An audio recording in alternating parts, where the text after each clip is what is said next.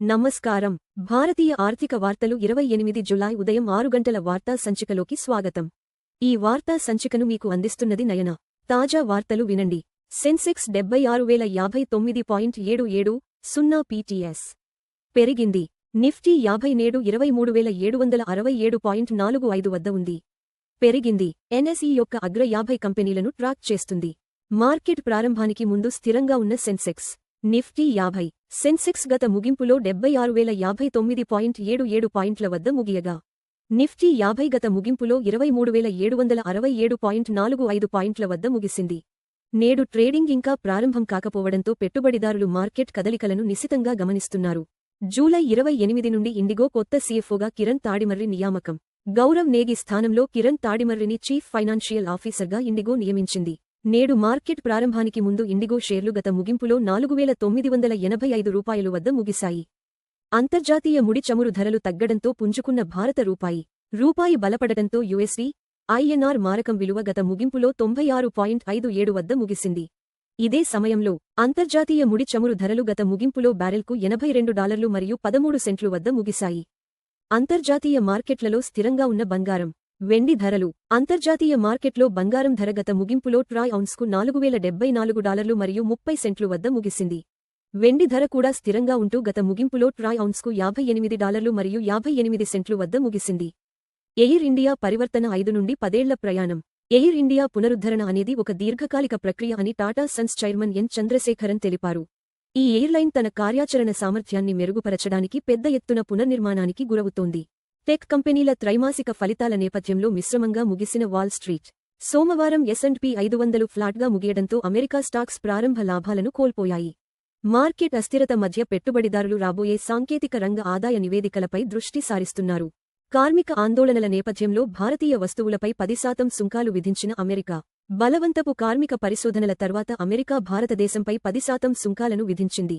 ఈ చర్య వాణిజ్య సంబంధాలపై ప్రభావం చూపవచ్చు. అయితే భారతదేశం కొన్ని సాపేక్ష ప్రయోజనాలను నిలుపుకోవచ్చు.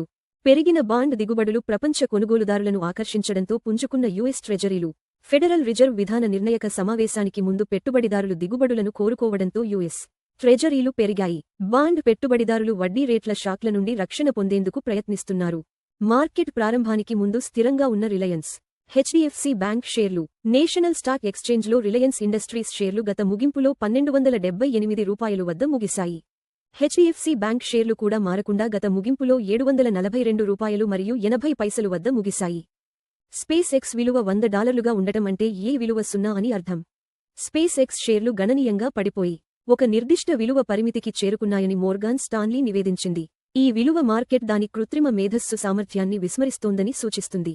ఎఫ్డి వడ్డీ రేట్లు 3 కోట్ల రూపాయలు లోపు. Kotak Mahindra bank 7.30%, bank of Baroda 7.15%, Punjab national bank 7.10%, HDFC bank 6.60%. బంగారం $4,074 మరియు 30 సెంట్లు ప్రతి ట్రాయ్ ఔన్సుకు.